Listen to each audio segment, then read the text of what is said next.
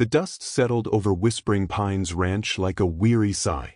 Eleanor Barrett squinted at the approaching figure, so tall he seemed to distort the horizon line itself. Another drifter looking for work, another disappointment waiting to happen. She needed capable hands, not another mouth to feed. The man's shadow stretched across her porch before he did, blocking the setting sun. "They call me Keeper," he said, voice surprisingly gentle for a man whose shoulders nearly brushed both doorposts. Eleanor's eyes narrowed. Men that size broke things, her father's fine china, her mother's prized roses, her own heart once upon a time. "You're too big for this place," she said flatly. But what if a man too big for love was exactly what her wounded heart needed?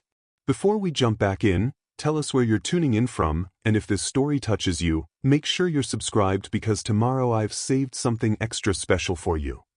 "Frank," Eleanor called, not taking her eyes off the giant of a man standing on her porch. Her foreman appeared from the barn, wiping his hands on a rag. "Ma'am? Tell this gentleman we're not hiring." She turned to go back inside. Frank looked the stranger up and down, his weathered face calculating. "Actually, Miss Eleanor, we lost Johnson and Peters last week. Spring roundup's coming. We could use the help."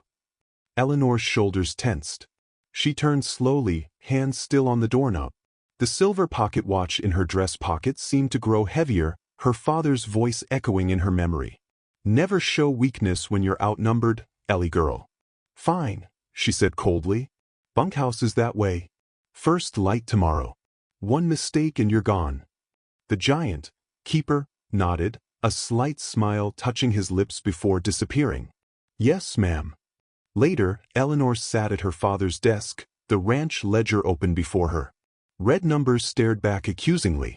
6 months since she'd buried Henry Barrett, and the Whispering Pines was bleeding money faster than she could stanch the wound. She pulled her father's silver pocket watch from her dress, thumb tracing the engraved initials. H.B. Henry Barrett.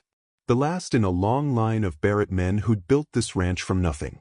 Now there was only her, and a mountain of debt her father never mentioned. "Should have told me how bad it was, Daddy," she whispered to the empty room. A knock at the study door made her hastily tuck the watch away. "Come in." Frank entered, hat in hand.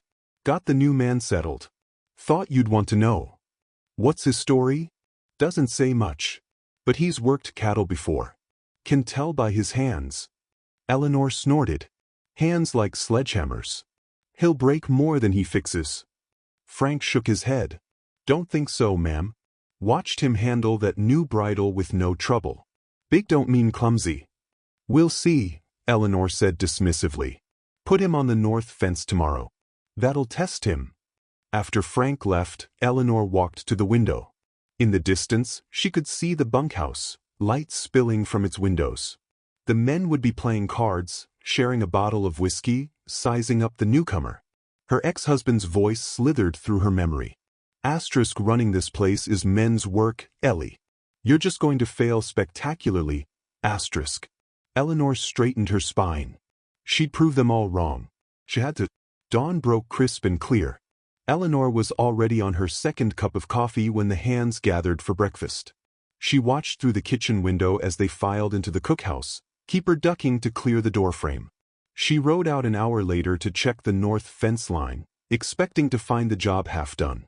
Instead, she found Keeper methodically replacing rotted posts, his movements precise despite his size. He worked alone, the other men assigned elsewhere. "Didn't expect to find you still at it," she called, reining in her mare. Keeper looked up, shielding his eyes against the sun. "Job needs doing. Most men would have taken a break by now. Not much for breaks when there's work."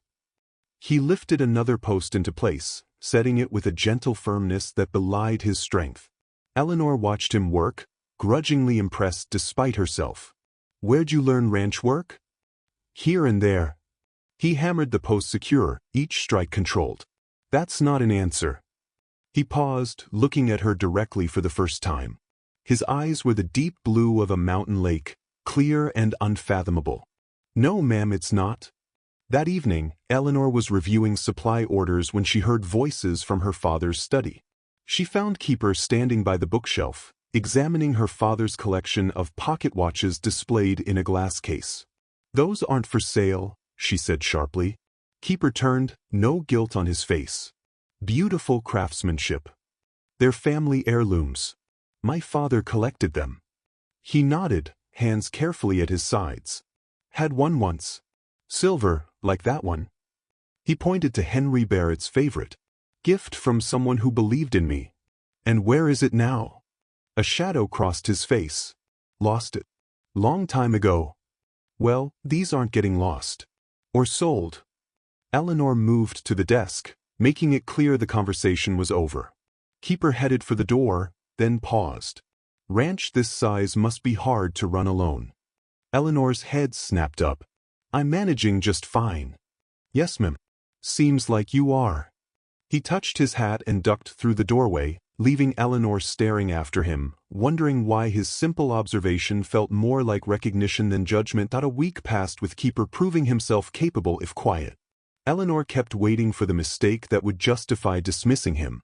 It came on a misty Tuesday morning. Miss Barrett. Young Jimmy, barely 16 and eager to please, came running toward the house. "Fence down in the east pasture. 12 horses got out." Eleanor slammed her coffee cup down. "Get Frank and the others. Search parties now." By the time she reached the broken fence, the men were already mounted and waiting.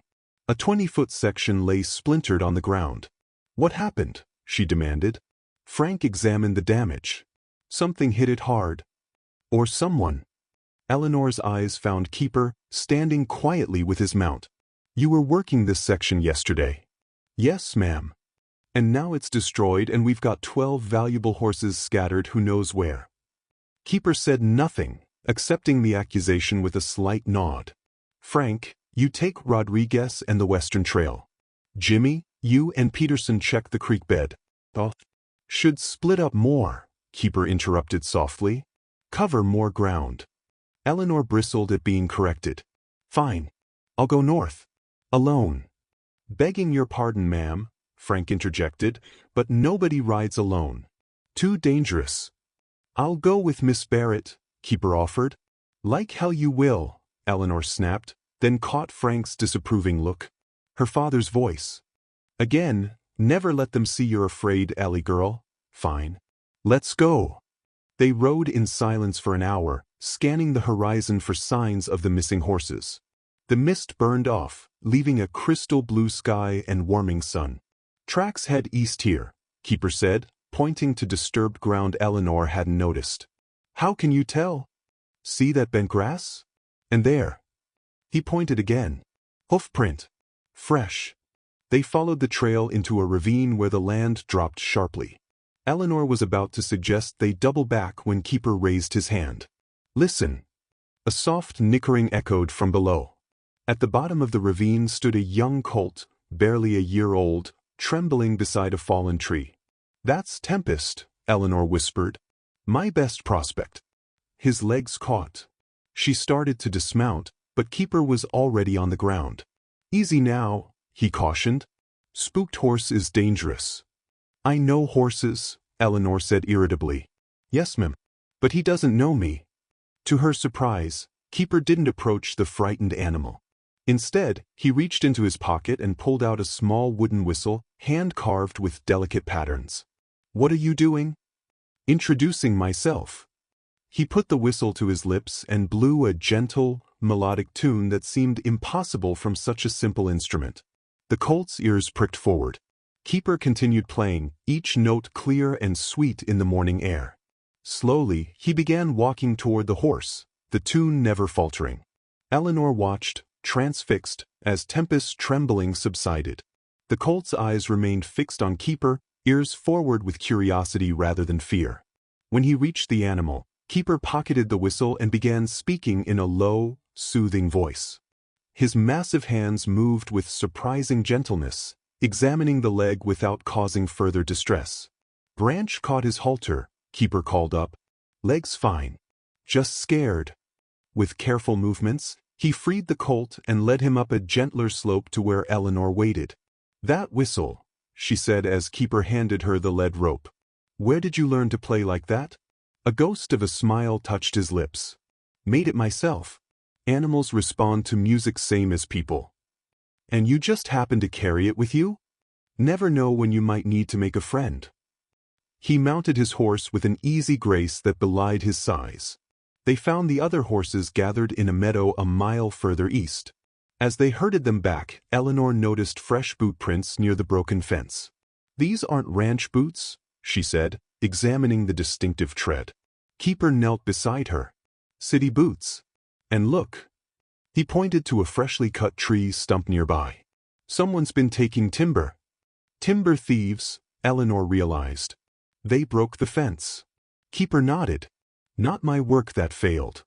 Eleanor felt a flush of shame at her quick accusation. I owe you an apology. No, just doing my job. That evening, Eleanor found Keeper in the stable, checking each horse they'd recovered.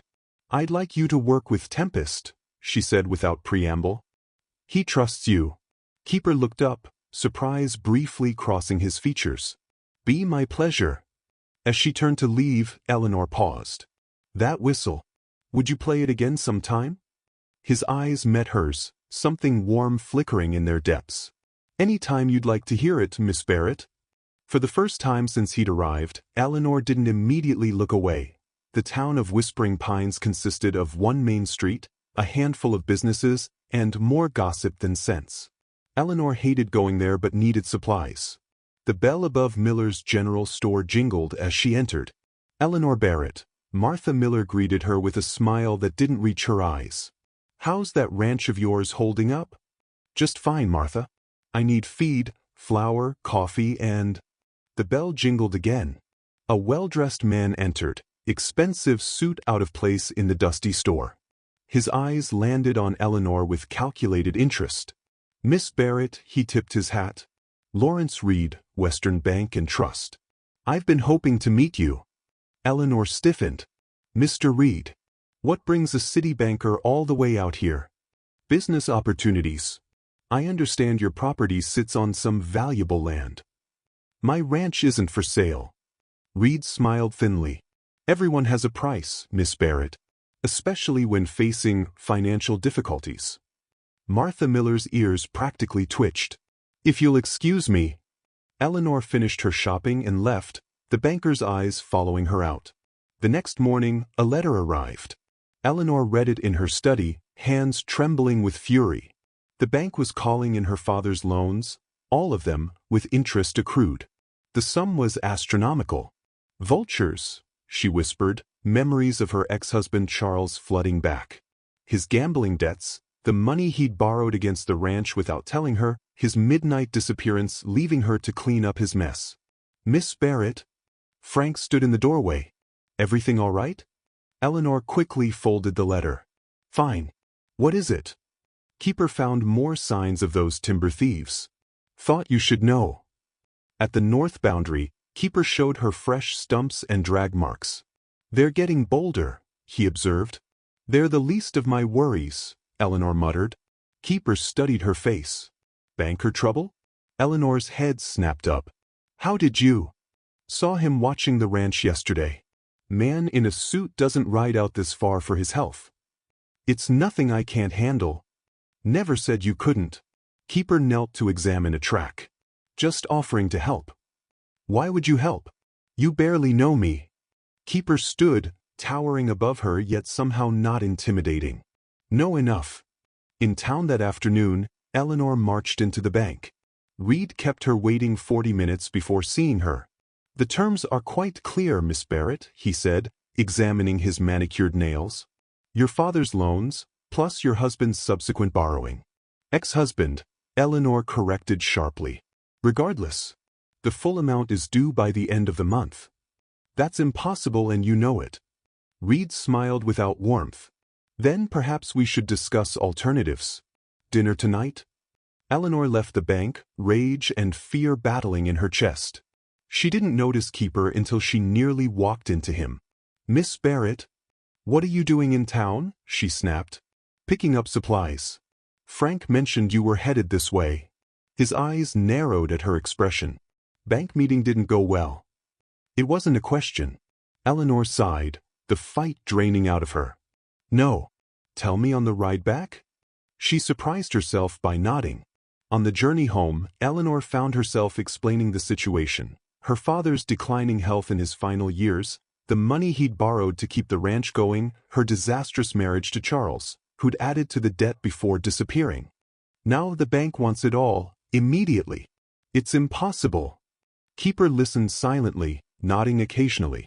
When she finished, he asked, "How much do you need?" Eleanor named a figure that made her stomach clench.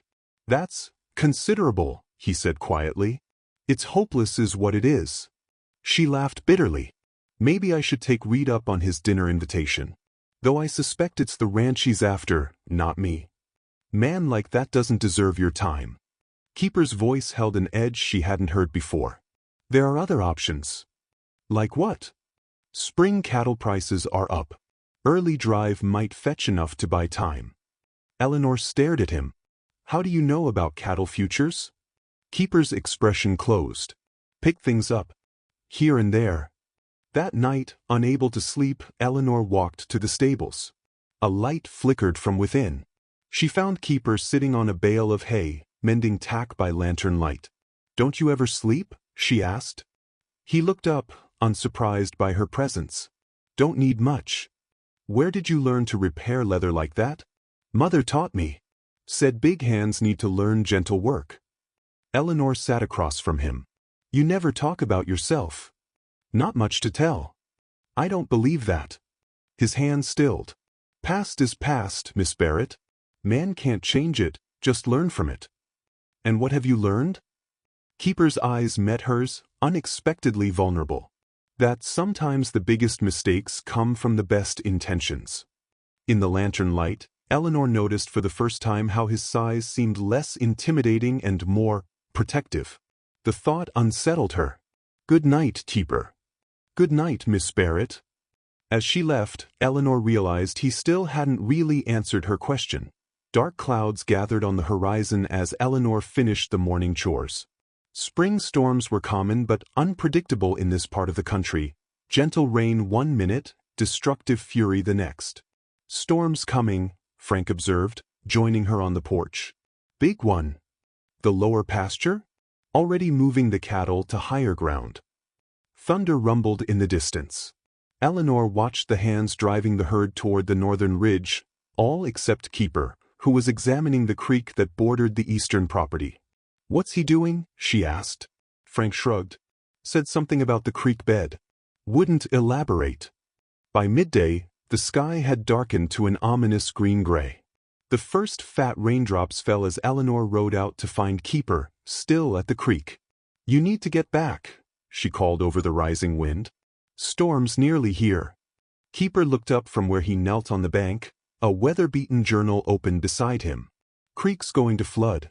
Banks won't hold. It always floods in spring. We move the stock to higher ground. This is different." He showed her the journal, pages filled with neat diagrams and calculations.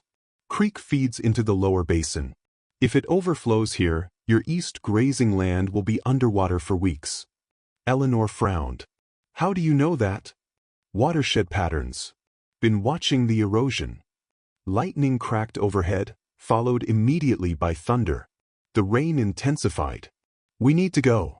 Now." Eleanor turned her horse. "There's a way to divert it." Keeper's voice stopped her.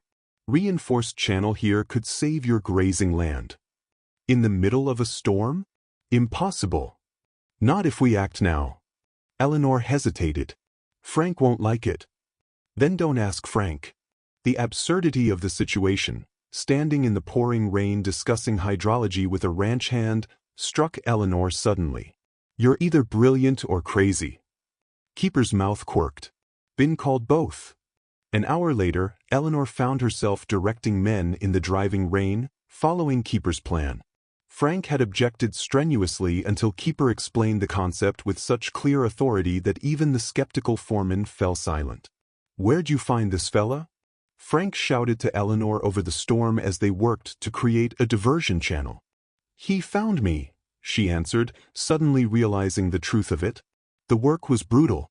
Mud sucked at their boots, the rain blinded them, and the creak rose steadily. Keeper worked tirelessly, his massive frame seemingly impervious to exhaustion. When young Jimmy slipped into the swelling creek, Keeper plunged in without hesitation, pulling the boy to safety. "Take my coat," he told the shivering youth, stripping off his duster despite the rain. "You'll freeze," Eleanor protested. "I run hot," Keeper replied simply, returning to work in his soaked shirt. By nightfall, the storm reached its peak. The crew huddled in the barn, watching through the doors as water rushed through Keeper's channel, bypassing the vulnerable grazing land exactly as he'd predicted. "It's working," Frank admitted grudgingly. Eleanor searched for Keeper to thank him, finally finding him in the tack room, shivering violently despite his earlier claim. "You're ill," she accused. "Just cold." His teeth chattered. "And stubborn." She pulled a blanket from a shelf. "You gave Jimmy your coat and now you're half frozen. Boy's young. Catches pneumonia easier." Eleanor pressed her hand to his forehead. "You're burning up." "Told you. Run hot." A weak attempt at humor. She helped him to the house despite his protests, installing him in the small guest room. His fever rose through the night. Eleanor sat beside the bed, replacing cold compresses on his forehead, worry gnawing at her. In his delirium, Keeper murmured equations and measurements, occasionally calling out warnings to unseen workers. Once he grabbed her hand with surprising strength. "Pressure's too high," he mumbled. "Need to release the valve." "Shoo," she soothed. "It's all right. The water's flowing safely." His eyes opened, unfocused with fever. "Should have seen it coming. My fault. All those people." "What people?" Eleanor asked, but he'd already drifted back to restless sleep. Morning found his fever broken. Eleanor dozed in the chair beside his bed, waking to find him watching her. "You stayed," he said, voice rough. "You were very ill." She straightened, suddenly self-conscious. "Your journal. I found it in your coat." Keeper tensed. "Been keeping notes on the property. Hope that's not overstepping." "They're engineering calculations. Professional ones." She met his eyes directly. "Who are you really, Keeper?" He looked away. "Just a man trying to do better than he did before." "That's not an answer." "No," he agreed quietly. "But it's the truth." The journal lay between them, pages open to complex hydrological diagrams, evidence of a mind far more educated than any drifter ranch hand's should be. Keeper recovered quickly, returning to work despite Eleanor's objections. The storm had left its mark on the ranch, fences down, a shed roof collapsed, but the grazing land remained intact, exactly as he'd predicted. Eleanor found herself watching him more closely now, noticing things she'd overlooked. The way he read voraciously from the small collection of books in the bunkhouse. How the other hands had begun to defer to him on matters beyond his assigned tasks. The careful precision with which he handled every tool, as if constantly aware of his own strength. A week after the storm, Eleanor worked late in the study, combing through the ledgers for any way to raise the money the bank demanded. The figures blurred before her eyes, each column ending with the same dismal conclusion. When she finally emerged, the house was dark and quiet. She'd missed dinner again. Her stomach growled in protest as she made her way to the kitchen, hoping to find leftover biscuits. Instead, she found a covered plate on the stove, still warm. Beside it sat a note in precise handwriting. Asterisk, thought you might be hungry. K asterisk. The plate held a perfectly prepared meal, roast beef, potatoes, and greens, arranged with surprising care. Eleanor sat at the kitchen table, bemused by this unexpected thoughtfulness. The back door opened, and Keeper ducked through, stopping short when he saw her. "Sorry," he said. "Came to check if you'd found the food." "You cooked this?" Eleanor gestured to the plate. "Hope that's all right. Noticed you working late." "It's very good." She hesitated. "Would you like to sit?" Something flickered across his face. Surprise, perhaps. He pulled out a chair, somehow making the small kitchen furniture seem doll-sized beneath his frame. "Where did you learn to cook like this?" Eleanor asked. "My mother." A genuine smile touched his lips. She said any man worth his salt should know how to feed himself and others. "She sounds wise." She was. His smile faded. Raised me alone after my father left. Worked as a cook in a mining camp. It was the most personal information he'd ever volunteered. Eleanor found herself hungry for more. Is she still? Past 5 years ago. Keeper's massive hands cradled a coffee cup she hadn't noticed him bring. Pneumonia. I'm sorry. He nodded acknowledgement. Your father, he taught you the ranch business? Every aspect. Much to my mother's dismay. Eleanor smiled at the memory. She wanted me to find a suitable husband and live in town. Father wanted a son to take over the ranch. They compromised by letting me be both. Seems you took after him. I had to. Mother died when I was 16. Father and I ran the ranch together until his heart gave out last year. She pushed her plate away. Now it's just me trying to hold on to what they built. You're doing better than you think. Eleanor raised an eyebrow. The bank would disagree. Banks only see numbers, not effort or heart. She studied him across the table. You're not what I expected, Keeper. What did you expect? Someone who uses his size to intimidate, to take what he wants. Keeper's expression darkened. Known men like that don't care to be won. No, Eleanor said softly. I don't believe you do. He stood, gathering her empty plate. As he washed it in the sink, Eleanor watched his methodical movements, the careful control in every gesture.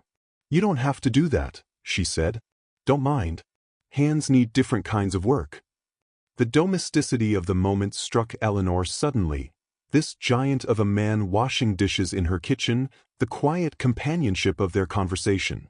It felt dangerously comfortable. I should turn in, she said, rising abruptly. Keeper nodded, drying his hands on a towel. Sleep well, Miss Barrett. Outside, a horse approached at a gallop. Eleanor moved to the window, frowning. Who would be riding in at this hour? Before Keeper could answer, Frank burst through the door, hat in hand. Miss Eleanor, riders spotted at the north boundary. Armed men. Eleanor's breath caught. The timber thieves?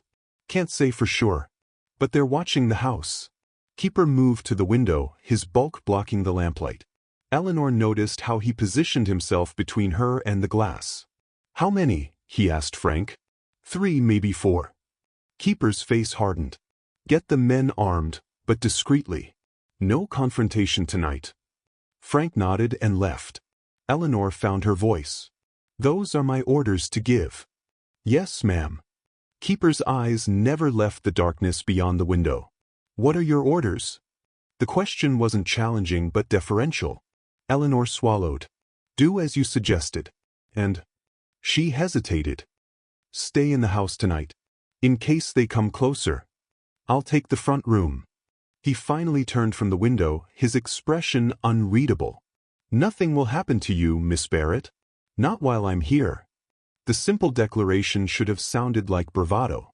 Instead, it felt like an immovable fact, as solid and reliable as the man himself. The mysterious riders didn't approach the house that night, but their presence lingered like a shadow over the ranch. Eleanor needed supplies and information. Both required a trip to town. I'll drive you, Keeper offered when she mentioned her plans at breakfast. Eleanor wanted to refuse out of habit, but practicality won out. Be ready in an hour. The wagon ride to Whispering Pines was quiet, the spring morning crisp and clear. Eleanor found herself studying Keeper's profile as he handled the reins, the strong line of his jaw, the watchful eyes that missed nothing. You think those men were connected to the banker? He asked, breaking the silence. Reed doesn't strike me as the type to get his hands dirty. But he might hire others to do it. To scare you into selling. It would take more than a few night riders to scare me off my land. Keeper's mouth quirked. Never doubted that, Miss Barrett. The town was busier than usual, Saturday bringing ranchers and their families in for supplies. Eleanor felt the stares as she and Keeper made their way down the main street. Her, the stubborn woman running her daddy's ranch into the ground. Him, the giant stranger whose appearance had sparked a month of gossip. At Miller's General Store, Martha's eyebrows rose at the sight of Keeper ducking through the doorway behind Eleanor. My, Martha said. Your new hand is certainly substantial. Eleanor ignored the comment. I need flour, coffee, salt, sugar, and she looked up at a shelf beyond her reach. That hair comb. Martha smirked. Need a ladder, Eleanor? Keeper stepped forward. Eleanor expected him to simply reach up and grab the comb. Instead, he placed his hands at her waist, his touch feather-light. May I? He asked quietly. Startled, Eleanor nodded. With effortless strength, he lifted her straight up until she was level with the shelf. The unexpectedness of it, both his asking permission and his solution, left her momentarily speechless. She took the comb, a simple tortoiseshell piece with tiny pearl inlays that had caught her eye on previous visits. Thank you, she said as he lowered her gently to the ground. Martha watched, open-mouthed, before regaining her composure and turning to fetch the flour. That was unexpected, Eleanor murmured. Seemed better than reaching over you. Keeper shrugged. You strike me as someone who prefers doing things herself. The observation was so accurate and considerate that Eleanor found herself at a loss for words. The bank was their next stop. Eleanor steeled herself before entering, Keeper a solid presence behind her. Lawrence Reed made them wait as usual. When they were finally shown into his office, his eyebrows rose at the sight of Keeper filling the doorframe. Miss Barrett, I didn't realize you'd brought security. Mr. Reed, Eleanor said coolly. This is Keeper, my ranch manager. Both men looked at her in surprise at the title she'd just invented. I see. Reed's smile didn't reach his eyes. Well, have you reconsidered my offer? I've come to request an extension on the loan payment. Reed leaned back in his chair. I'm afraid that's not possible. The terms are quite clear. The terms are predatory and you know it. Business is business, Miss Barrett. Your father understood that even if you don't. Reed's gaze flicked to Keeper. Perhaps your manager could wait outside while we discuss private matters. Keeper stays. Reed's smile tightened. Very well. Since you insist on being difficult, I'll be blunt. You have 2 weeks to pay in full, or foreclosure proceedings begin. He slid a paper across the desk. The official notice. Eleanor took it, hands steady despite her racing heart. This isn't over, Mr. Reed. Oh, I think it is. He stood, adjusting his cuffs. Unless you'd like to discuss alternative arrangements. Over dinner, perhaps? Just the two of us. Keeper shifted slightly, his massive frame somehow seeming larger. Reed glanced at him nervously. Your watchdog is making me uncomfortable, Miss Barrett. Good, Eleanor said, rising. Because you're making me uncomfortable, Mr. Reed. Outside the bank, Eleanor's composure finally cracked. 2 weeks. It's impossible. Nothing's impossible, Keeper said quietly. Just difficult. Easy for you to say. It's not your home at stake. The moment the words left her mouth, Eleanor regretted them. Keeper's expression didn't change, but something in his eyes shuddered. I'm sorry, she said. That was unfair. No need to apologize to me, Miss Barrett. Eleanor, she said suddenly. My name is Eleanor. His eyes met hers, a hint of warmth returning. Eleanor, he repeated, the name somehow sounding different in his deep voice. On the ride home, Eleanor found the hair comb in her pocket. She couldn't remember the last time she'd bought something purely for herself, something with no practical purpose. Thank you, she said, breaking the silence, for not intimidating Reed when he deserved it. Would have been easy, Keeper admitted, but easy isn't always right. Where did you learn that wisdom? Same place I learned my sighs can frighten people without me ever meaning it to. His eyes remained on the road ahead. Some lessons come hard.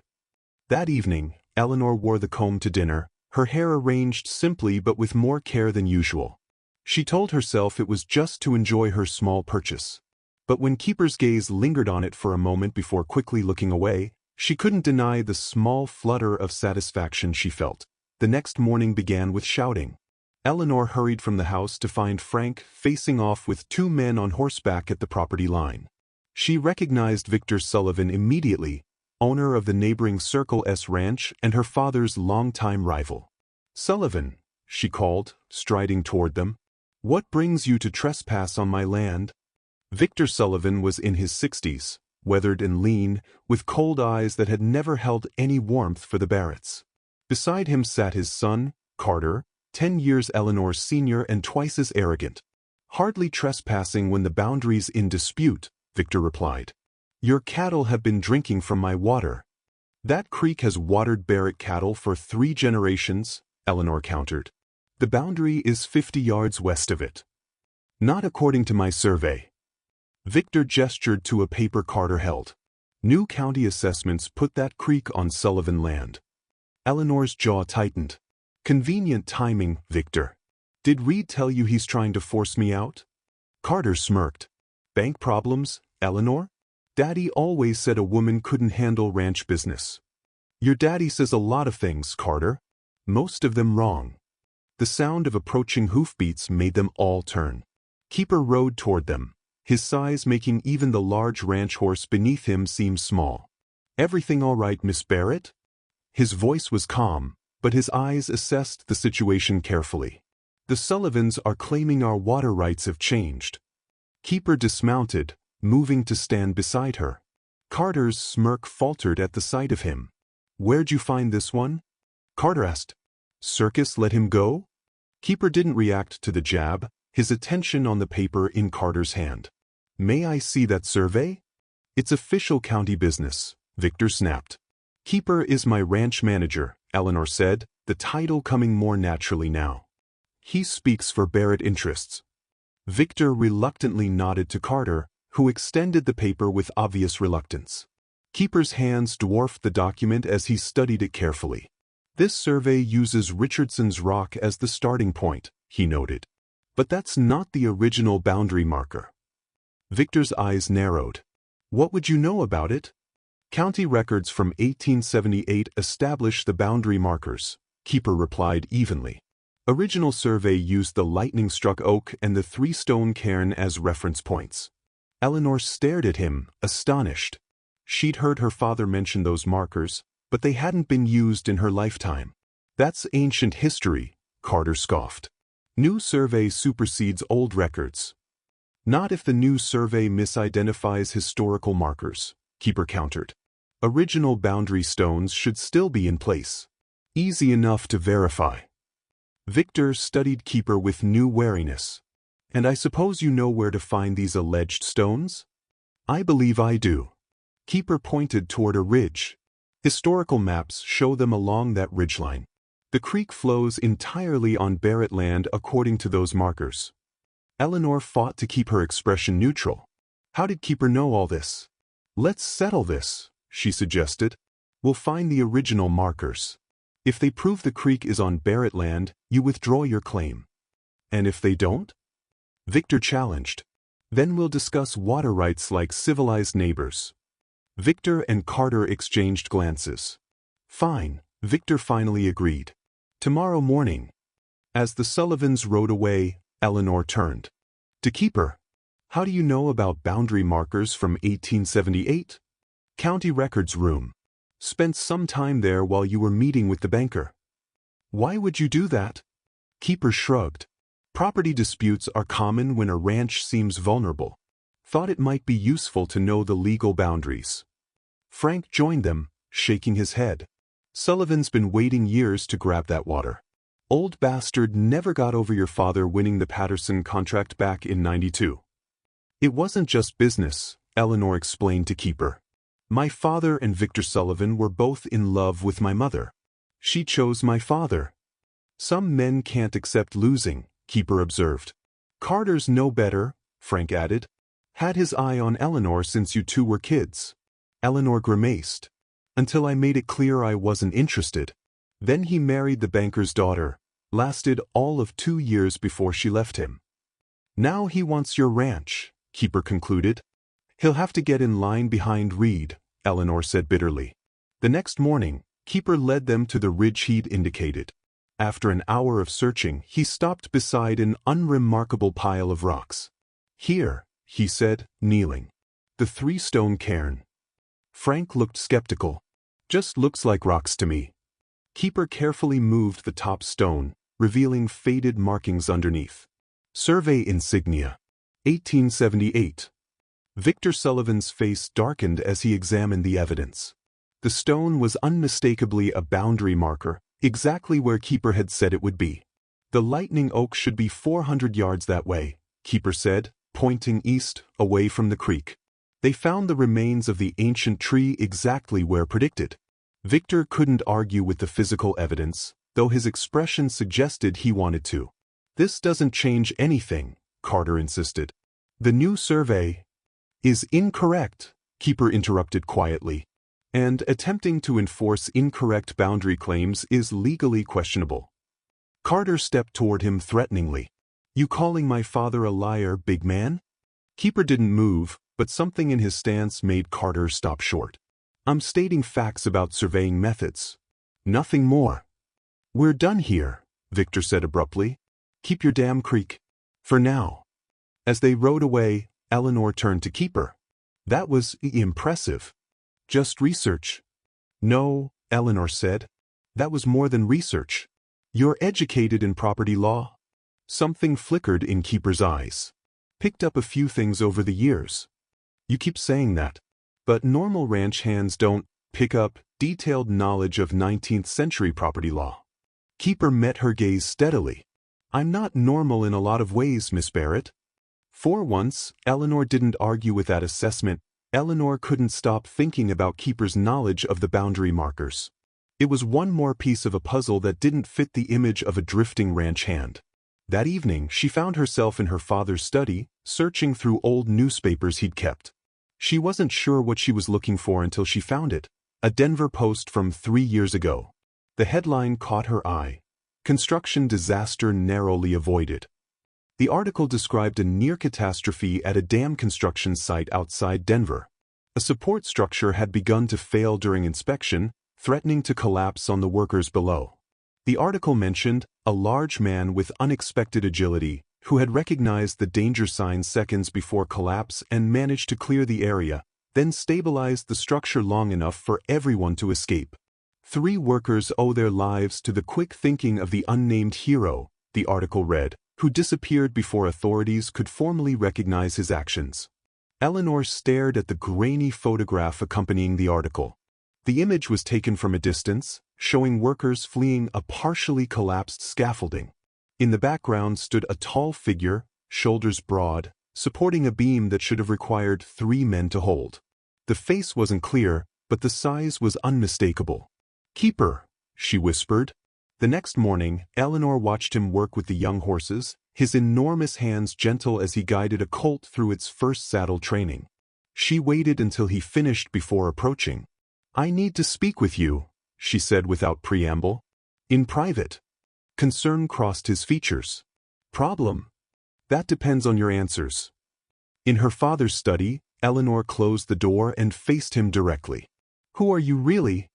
Keeper's expression remained neutral. Not sure I understand. She placed the newspaper article on the desk between them. Were you there? At this dam construction site. His eyes flickered with recognition as he glanced at the headline. Yes. The unnamed hero who saved those men? A barely perceptible nod. Why did you disappear before authorities arrived? Didn't want recognition. Or questions? Eleanor pressed. The article mentions the structure was deemed sound during earlier inspections. Something went wrong. Were you involved in the construction? Keeper's jaw tightened almost imperceptibly. I've answered your question, Miss Barrett. No, you've confirmed you were there. That's not the same thing. Eleanor crossed her arms. What's your real name? People call me Keeper. That's not what I asked. Keeper looked away, his massive frame suddenly seeming less imposing. Does it matter? I do my work. I cause no trouble. It matters to me. She softened her tone. I need to know who's working on my ranch. Frank says you've been sending money from town. Regular payments to someone named C. Willis. His head snapped up. You've been watching me? This is my home, my livelihood. I can't afford to trust blindly. Eleanor met his gaze steadily. Who is C. Willis? Family? Creditor? Someone you're in trouble with? It's personal. Not if it brings trouble to my door. Keeper's expression closed completely. It won't. The conversation was going nowhere. Eleanor changed tactics. The dam incident. Were you an engineer? Something flickered in his eyes. Pain, perhaps. Miss Barrett, with respect, my past is my own. Not when you're living under my roof, eating my food, working my land. Then perhaps it's time I moved on. The words were quiet but firm. Eleanor hadn't expected that response. The thought of Keeper leaving sent an unexpected pang through her chest. That's not what I want, she admitted. What do you want? The truth. Trust goes both ways, Keeper. A moment of silence stretched between them. Finally he spoke. See, Willis is Catherine Willis. She was my mentor. I send her money because I owe her. Not the kind of debt you're thinking of. He took a deep breath. The dam project wasn't the first time I left a job suddenly. Were you fired? No. I left before they could ask me to stay. Why would they want you to stay if something went wrong? Because it wasn't my fault.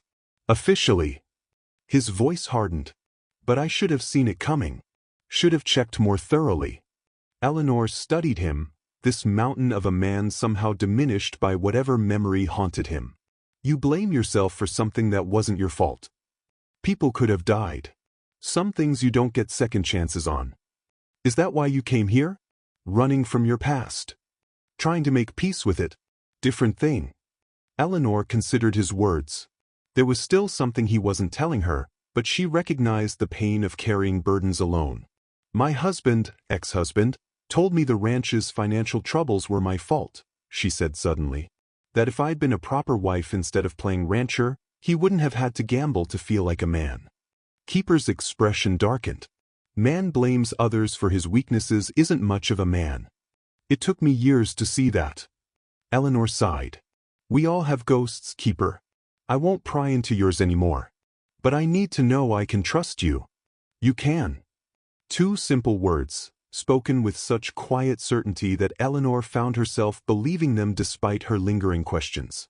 Later that day, she watched from the house as Keeper worked with Tempest, the colt responding to him with unusual trust. Whatever secrets he carried, Eleanor couldn't deny the evidence before her eyes.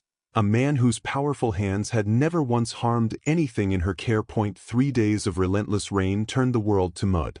Eleanor stood on the porch watching water pool in the yard, her thoughts as gray as the sky.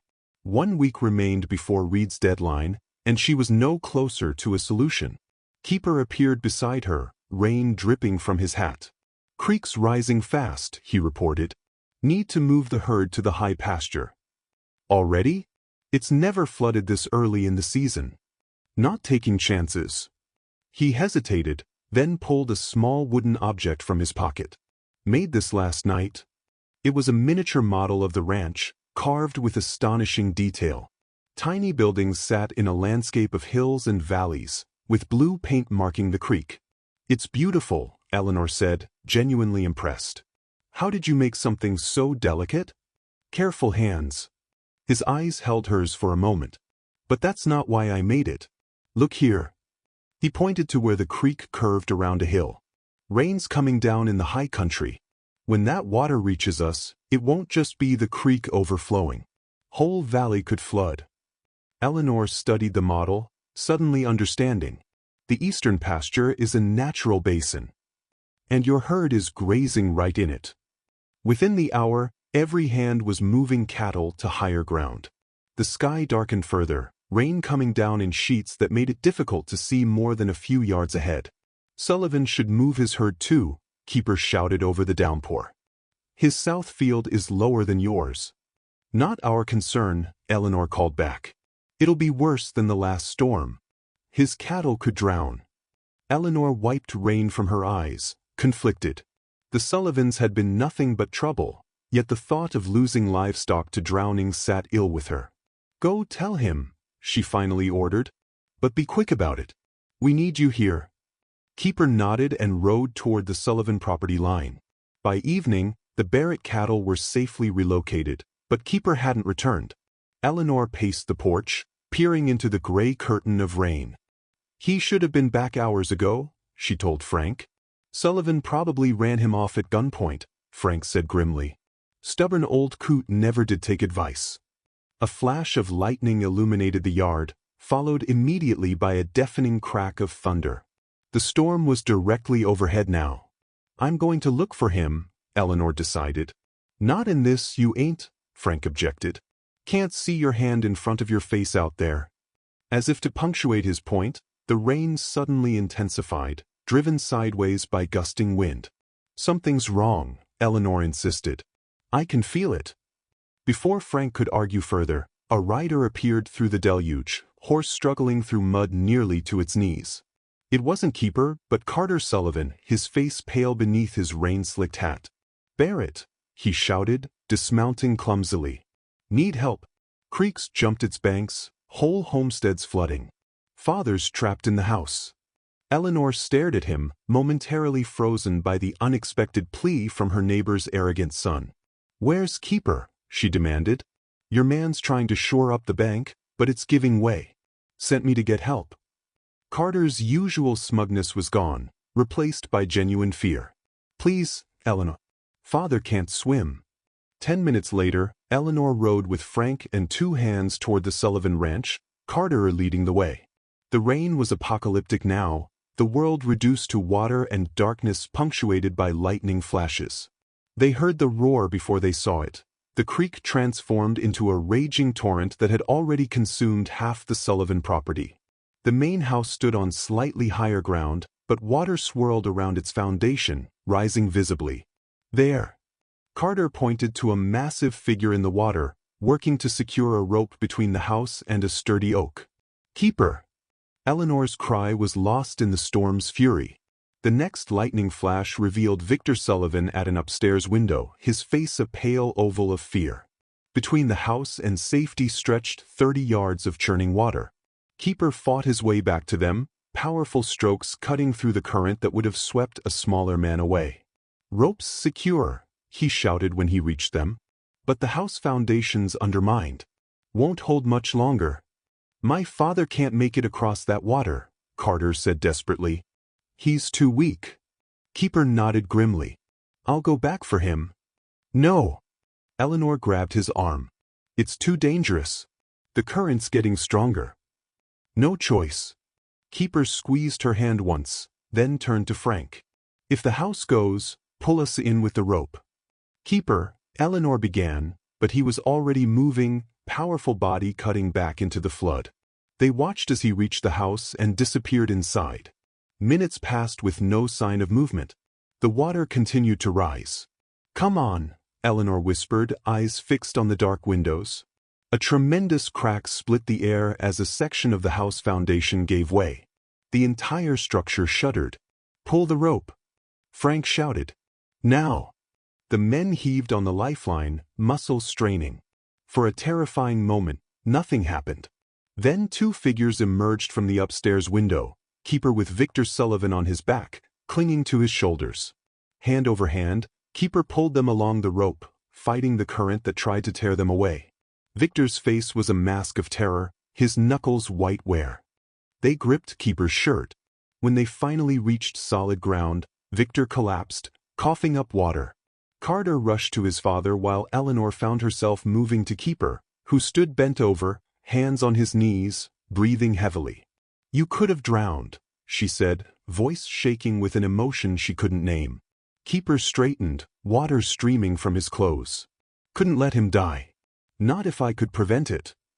In that moment, with rain pouring down around them and disaster narrowly averted, Eleanor saw Keeper clearly, not just his size, but the measure of the man himself.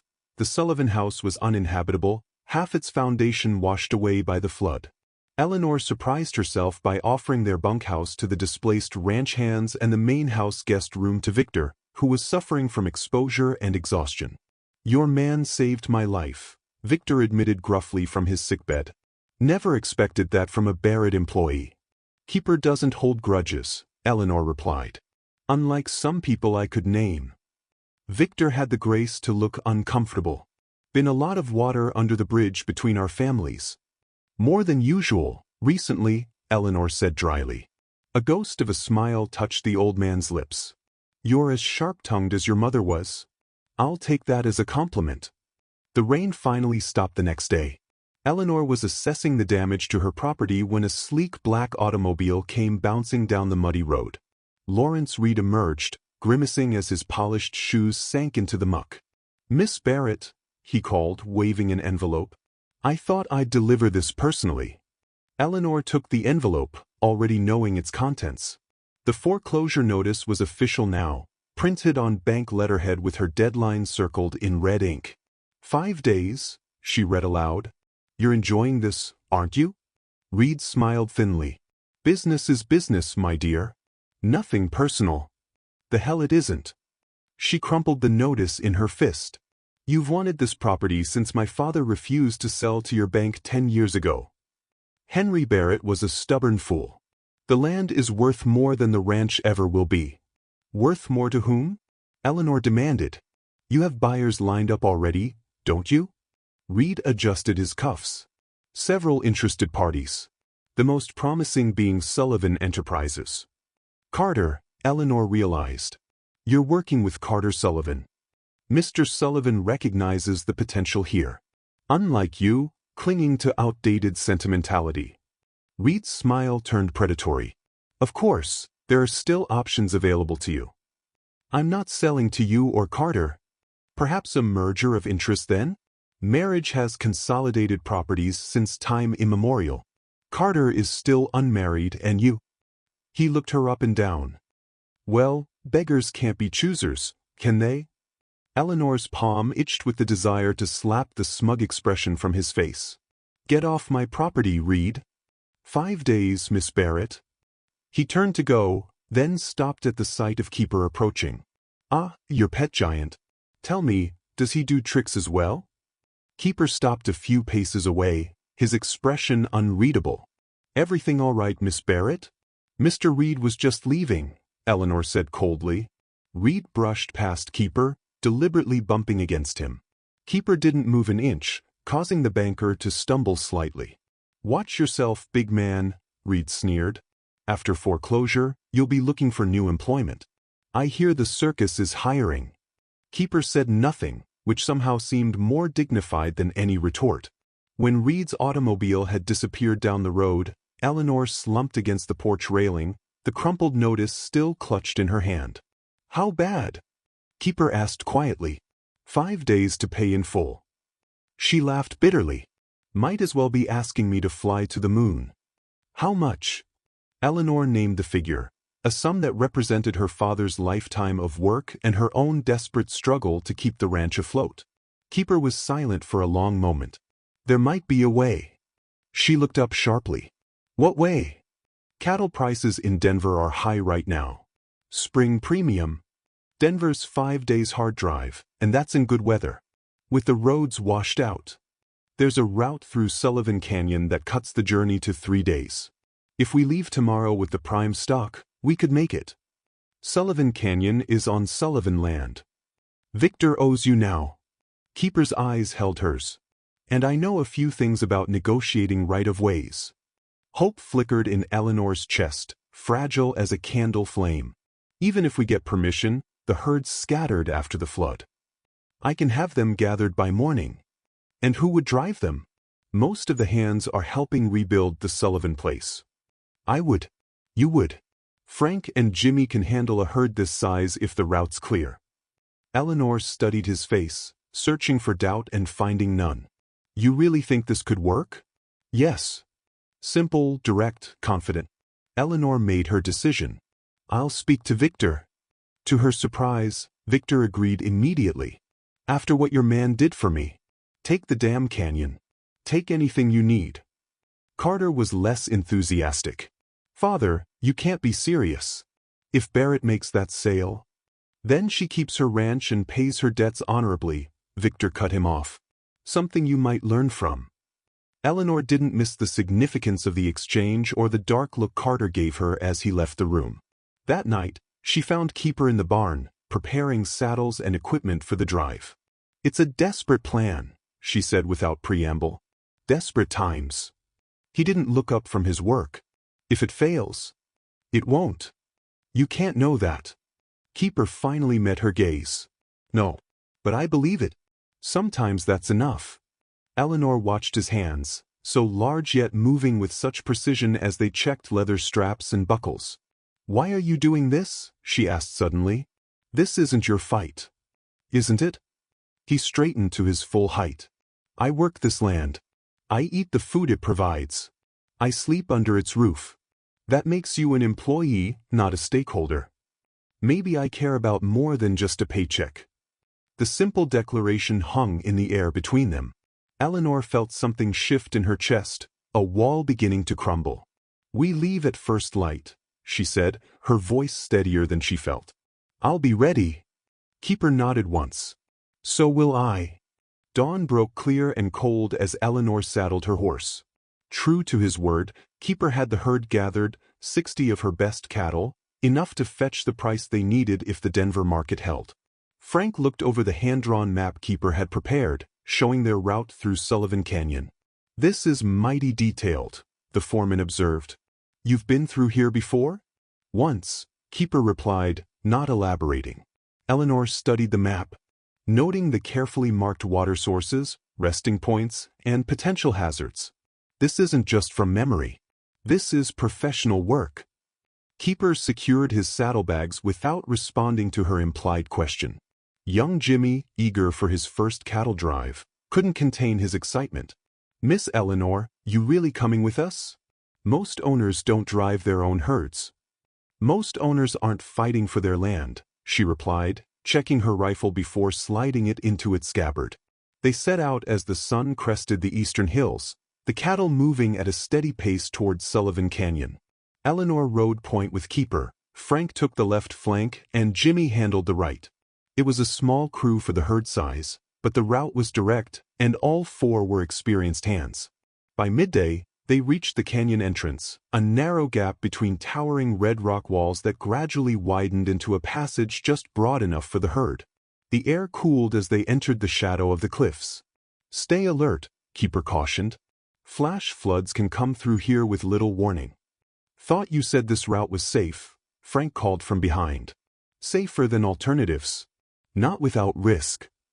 Eleanor rode closer to Keeper. You're full of surprises. First property law, now topography. Man picks things up, moving around. That's becoming your refrain. She studied his profile. One day you'll have to give me the real story. One day, he agreed quietly. If we get through this. The canyon narrowed further as afternoon shadows lengthened. The cattle grew nervous in the confined space, requiring constant attention to prevent bunching. When they finally emerged into a small valley, Eleanor called a halt to rest the animals. While Frank and Jimmy set up a simple camp, Keeper scouted ahead. He returned as twilight deepened into night. River crossing tomorrow, he reported, joining Eleanor by the small fire. Water's high but passable if we're careful. You're worried, she observed. Cautious. Different thing. Why? Keeper stared into the flames. Don't like water much. You can't swim? Eleanor was surprised. Can swim. Just don't like it. He poked the fire with a stick. Had a bad experience once. Eleanor waited, but he didn't elaborate. Around them, night creatures began their chorus as stars appeared overhead. Frank and Jimmy were already asleep, exhausted from the day's ride. My father would have liked you, Eleanor said suddenly. Keeper looked up, surprised. He valued competence above all else, she continued. And honesty. He could always tell when someone was lying, even by omission. Like daughter, like father. Eleanor smiled slightly. He wanted a son to take over the ranch. Got me instead. Seems to me he got exactly what he needed. The simple statement, delivered without flattery or condescension, warmed Eleanor more than the fire before her. Morning brought the challenge Keeper had warned about, a river swollen with floodwater, its crossing essential to their route. The cattle balked at the edge, sensing danger. Need to lead them, Keeper said, dismounting. Horse first, then cattle follow. I'll do it, Eleanor volunteered. No. His tone was sharper than she'd ever heard from him. Water's dangerous. I'll go. Before she could argue, Keeper was on his horse, guiding it into the churning water. Despite his admitted dislike of water, His movements were sure, finding the safest path across the current. Once on the other side, he signaled to Frank, who began moving the lead steer toward the crossing. One by one, the cattle followed, forming a line through the river. Eleanor watched anxiously as Jimmy guided the last animals in, then prepared to cross herself. Halfway across, her horse stumbled on a submerged rock, losing its footing in the swift current. "Eleanor!" Keeper's shout reached her just as she was thrown from the saddle. The cold water shocked her system. She fought to keep her head above the surface, but her heavy riding clothes dragged her down. Through water-blurred vision, she saw Keeper plunge into the river, powerful strokes bringing him rapidly toward her. His arm locked around her waist, solid as an oak beam. "I've got you," he said near her ear. "Stop fighting." Eleanor forced herself to go limp, letting his strength work for both of them. He towed her to the shore with measured, steady movements, never once letting her face dip below the waterline. When they reached the bank, he lifted her as easily as a child, setting her gently on dry ground. Eleanor coughed, expelling river water from her lungs, suddenly aware of his hands still steadying her. "You said you don't like water," she managed between coughs. "I don't." His eyes, usually so calm, held a shadow of old fear. "But I like the thought of losing you even less." The admission hung between them, more revealing than anything he'd said before. Eleanor found herself reaching for his hand, her fingers looking impossibly small against his palm. "Thank you," she said simply. Around the campfire that night, as their clothes dried and the cattle settled, Jimmy told stories of his grandmother's belief that every person had a spirit animal that guided them. "Mine's probably a jackrabbit," the young man laughed. "Always hopping about." "Frank's is a badger," Eleanor suggested. "Ornery but dependable." "And the boss lady?" Frank asked, grinning. "What's yours, Miss Eleanor?" "Wolf," Keeper said quietly. "Loyal to the pack. Fierce when threatened." Eleanor felt a blush rise to her cheeks at the unexpected assessment. "And what about Keeper?" Jimmy asked. "What's your spirit animal?" Keeper shrugged, uncomfortable with the attention. "Bear," Eleanor said with certainty. "Powerful but gentle. Unless someone threatens what he protects." Their eyes met across the fire, a moment of understanding passing between them that had nothing to do with spirit animals and everything to do with seeing each other clearly for the first time. The drive continued without further incident, reaching Denver a half-day earlier than planned. The cattle market was bustling, prices even better than Keeper had predicted. By afternoon, Eleanor had sold the entire herd at premium rates. "We did it," she told Keeper, clutching the bank draft. "It's enough to pay Reed and have operating capital left over." Relief washed over his features. "Good. You've earned it." They celebrated with a proper dinner in Denver's finest hotel, Eleanor's treat, over Frank and Jimmy's protests. "To Whispering Pines," Eleanor toasted, raising her glass. "And to the people who saved it." Later, while Frank and Jimmy explored the city's saloons, Eleanor and Keeper walked back to their hotel. The night air was cool, the city streets quieter than during the day but still livelier than Whispering Pines had ever been. "Have you been to Denver often?" Eleanor asked. "Lived here once," Keeper replied, his gaze moving over the buildings with something like recognition. "Long time ago, when you were working on the dam project?" He nodded slightly. Among other things, a passing couple stared openly at Keeper's sighs, the woman whispering behind her hand. Eleanor felt a surge of protectiveness. "Doesn't it bother you? People staring? Used to it. Been big all my life. Still, it's rude." Keeper glanced down at her, a hint of amusement in his eyes.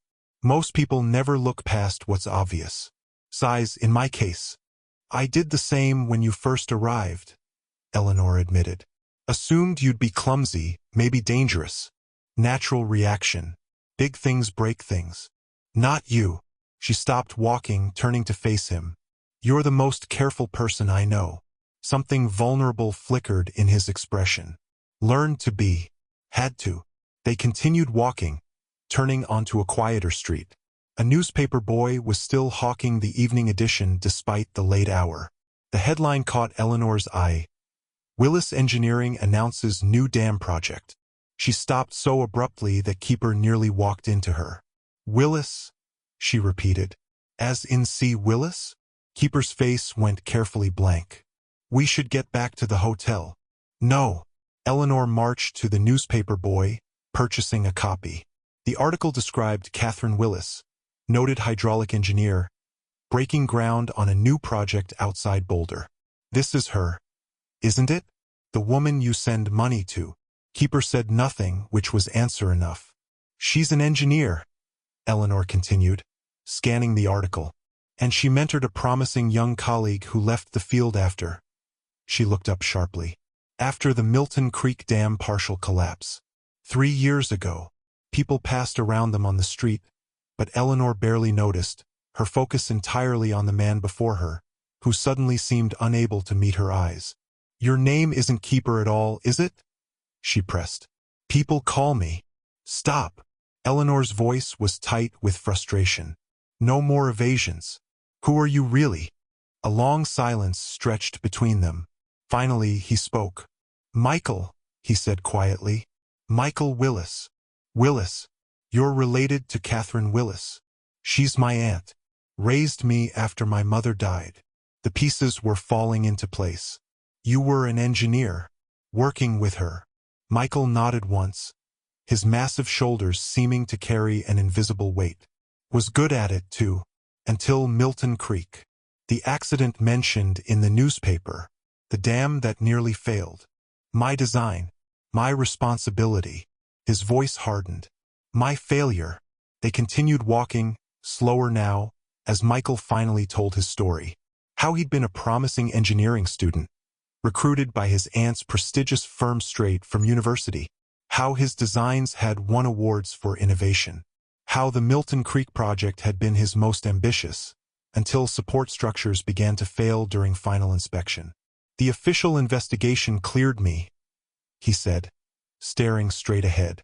Said the contractors used substandard materials, cut corners to save money. But I should have caught it. Should have checked more thoroughly. But you saved those workers, Eleanor reminded him.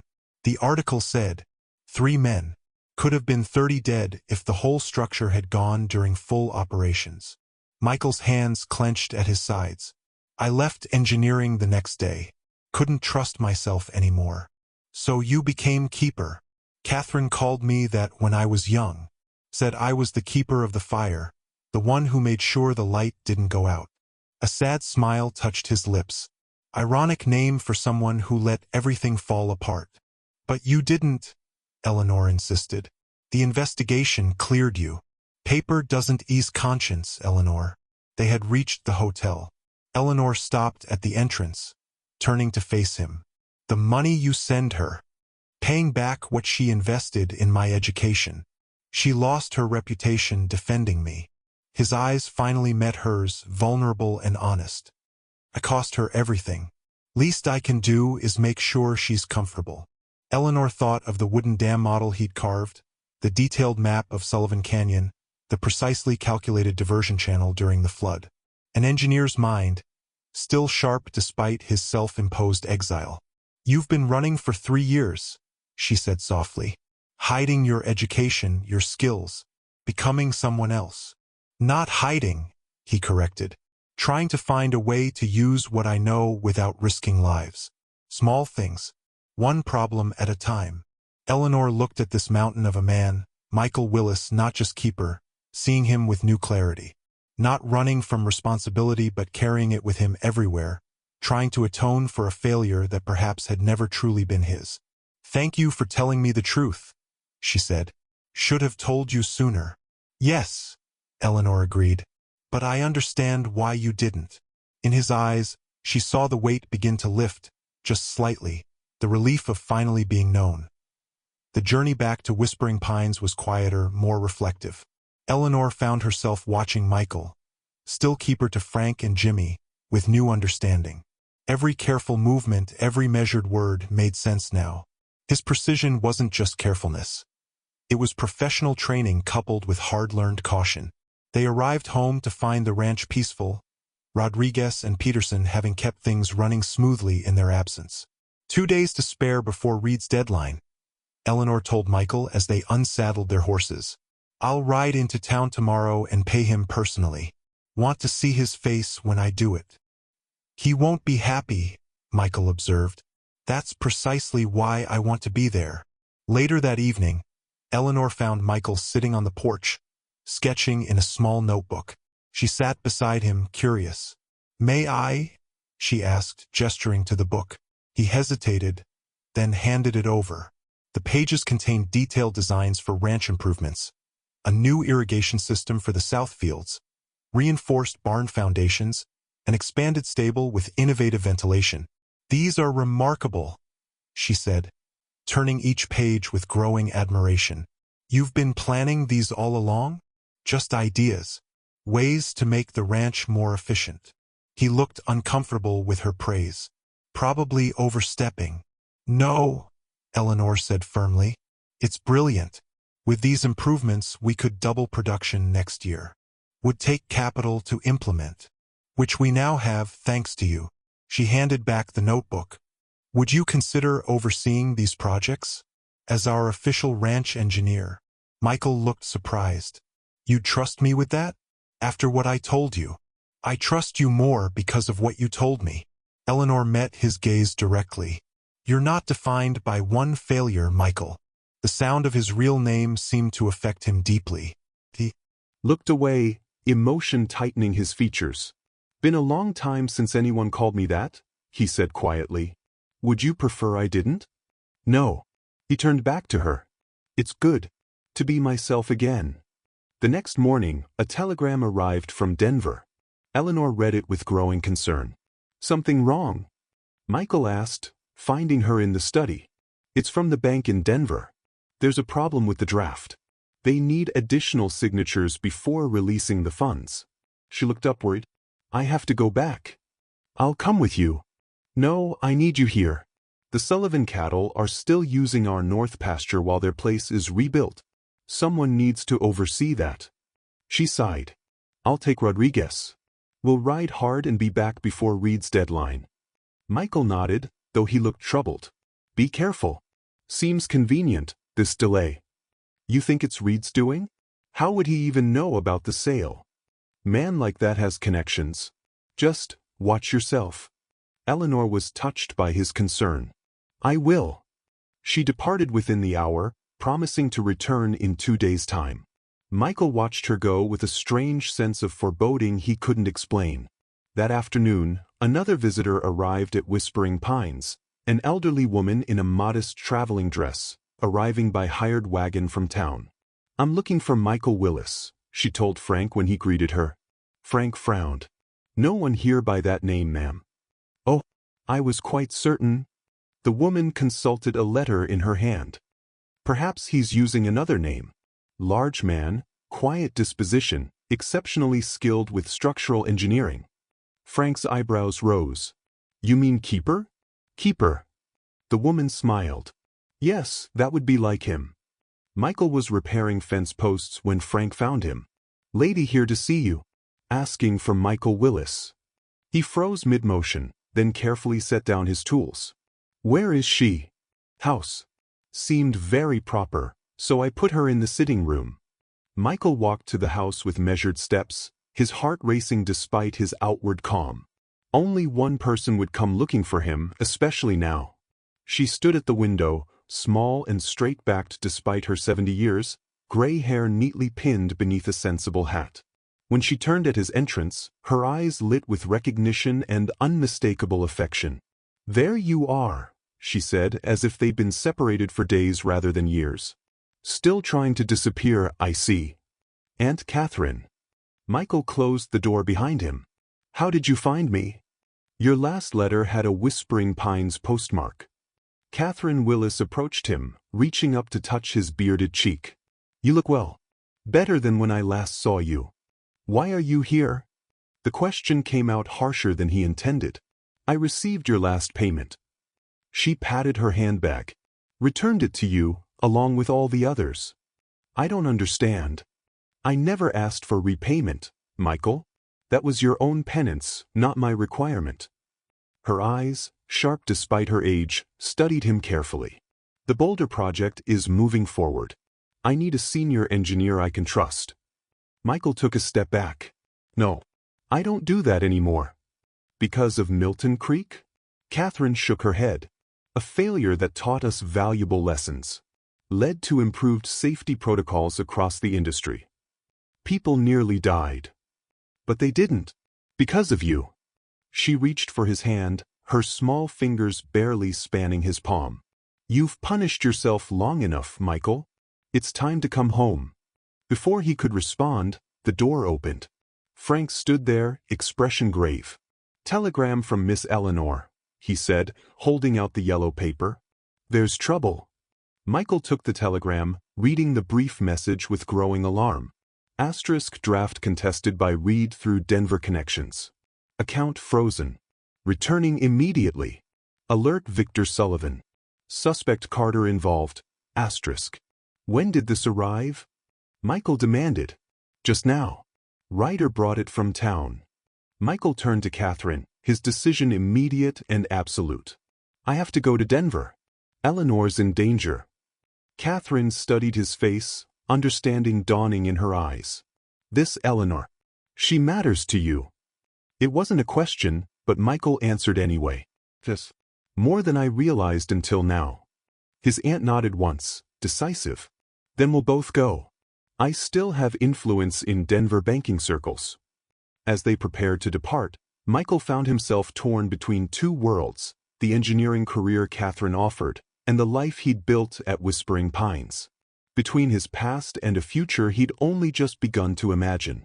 But one thing was certain, Eleanor needed him. Everything else could wait. Catherine insisted on bringing her medical bag, despite Michael's urgency to depart. I haven't practiced medicine in years, she explained, securing the worn leather case to her saddle, but some habits never fade. Was a doctor before I was an engineer. Michael barely registered the revelation, his mind fixed on Eleanor's cryptic telegram. They rode hard, stopping only when necessary to rest the horses.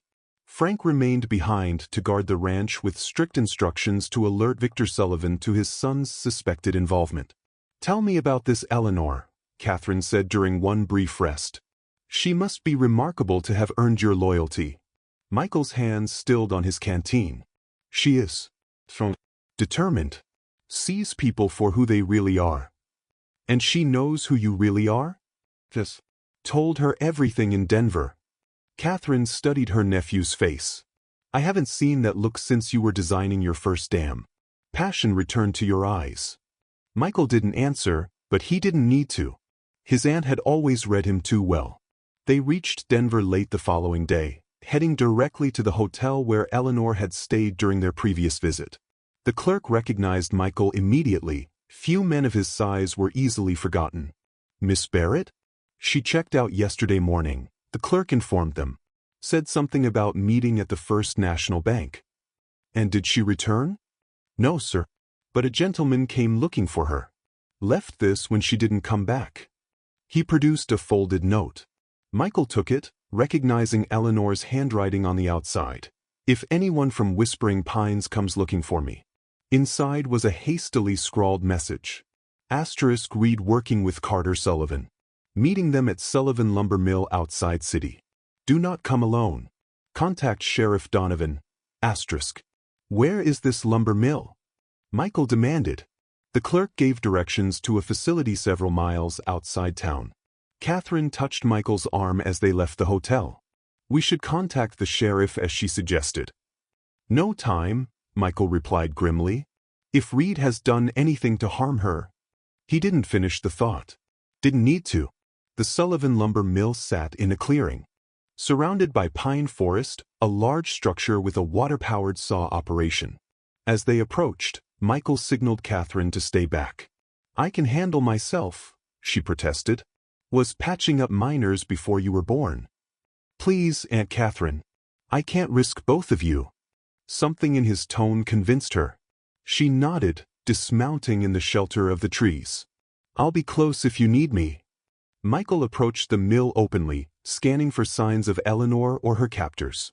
The main building appeared deserted, but smoke rose from the small office attached to one side. He tied his horse and moved toward the office, each step measured and deliberate. Through the window, he could see 3 figures, Eleanor seated in a chair, Reed standing over her with papers in hand, and Carter Sullivan lounging against a desk.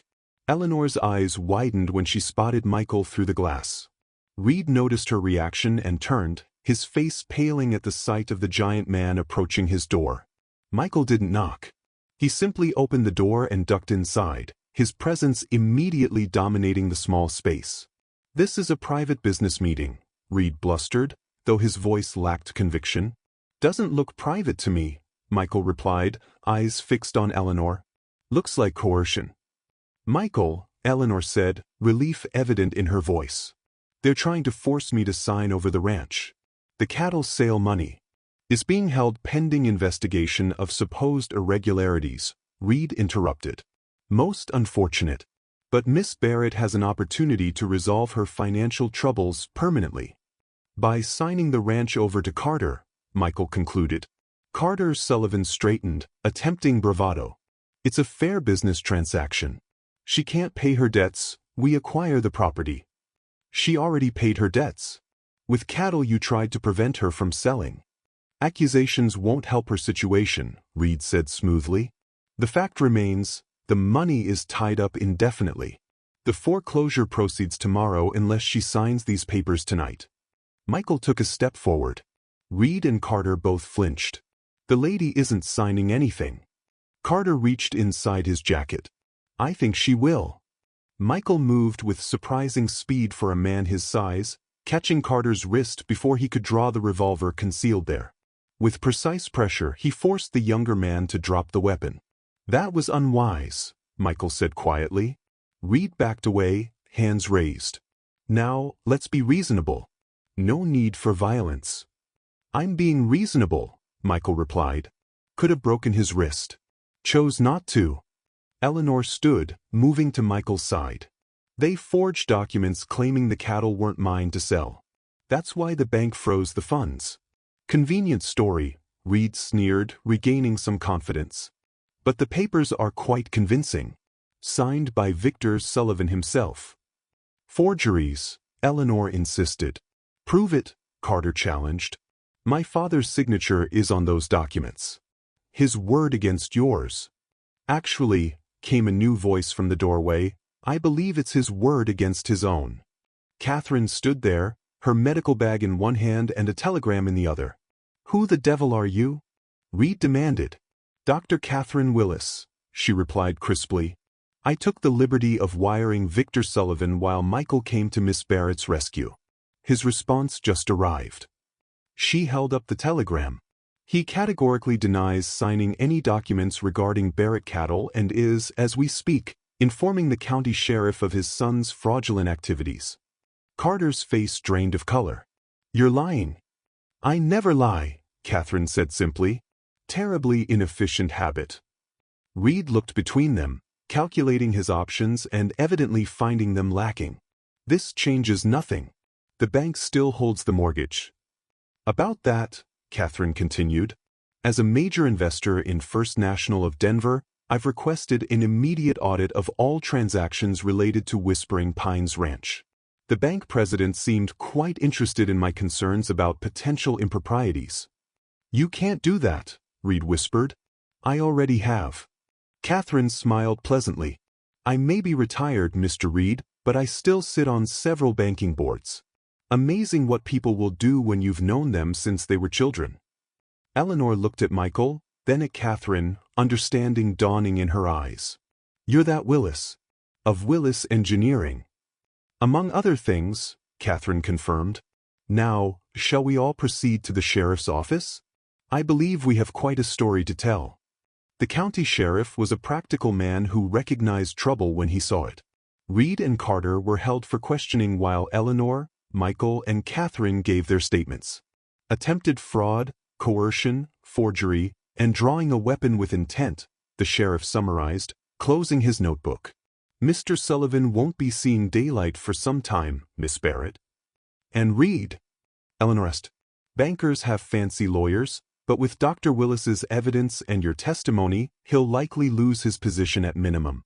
The sheriff tipped his hat to Catherine. It's an honor to meet you, ma'am. My father worked on the Harrison Bridge project. Always spoke highly of Willis Engineering. Catherine accepted the compliment graciously.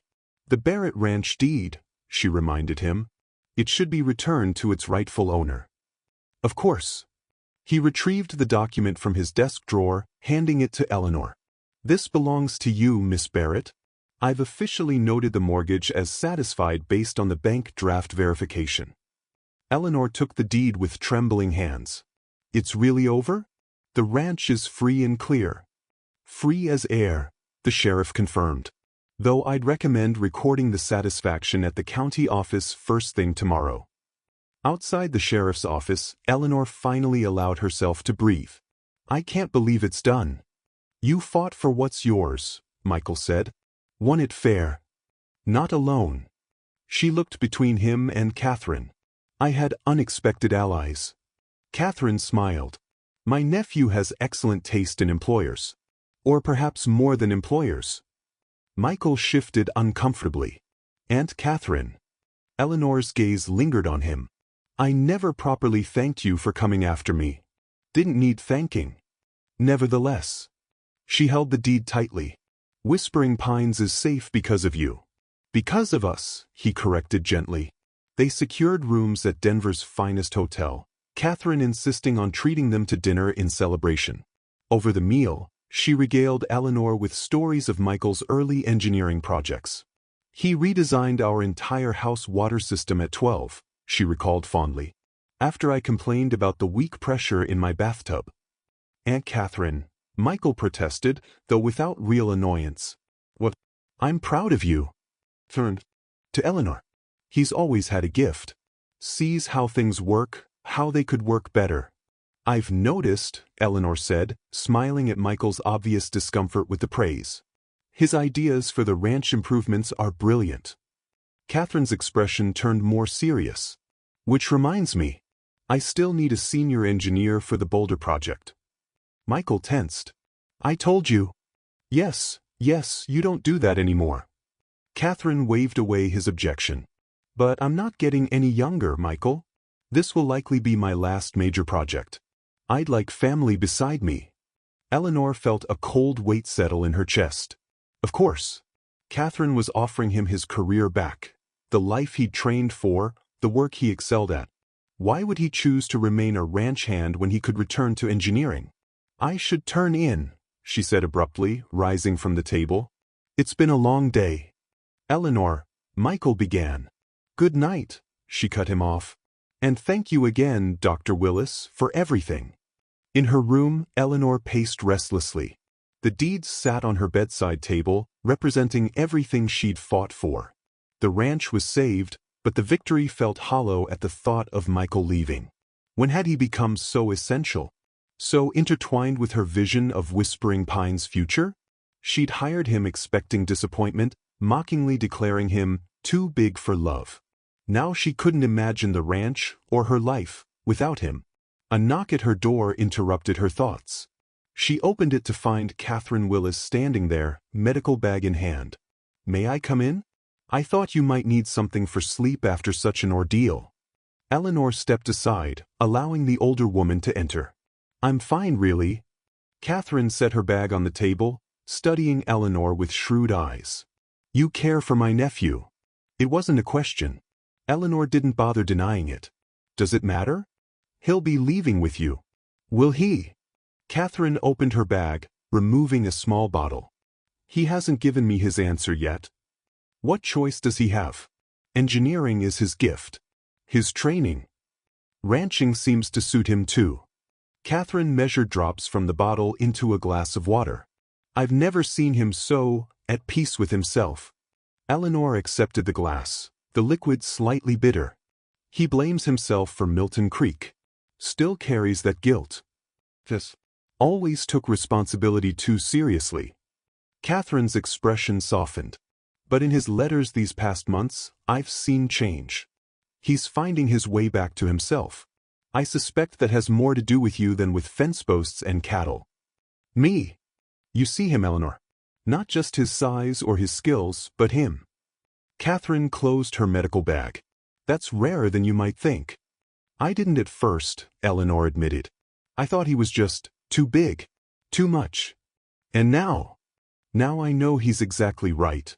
Catherine nodded, satisfied. Tell him that. Before he makes his decision. I can't ask him to give up his career for me.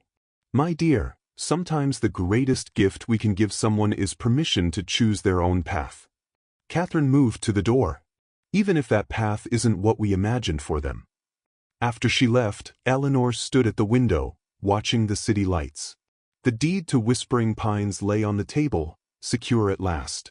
But for the first time since her father died, the ranch alone didn't seem enough. In the morning, they would return home. Michael would make his choice, and Eleanor would accept it, whatever it might be. But tonight, she allowed herself to hope that sometimes a man too big for love might be exactly what a wounded heart needed. The journey back to Whispering Pines was filled with conversation yet somehow lacking in communication. Catherine shared stories of Michael's childhood, Eleanor described her plans for the ranch's future, and Michael himself said little, his thoughts seemingly turned inward. They arrived at sunset, the ranch silhouetted against an orange-streaked sky. Frank greeted them with relief and news that Victor Sullivan had personally come to ensure his son's co-conspirators were removed from the property. Old man was fit to be tied, Frank reported. Said to tell you he's disowning Carter formal-like once the legal proceedings are done.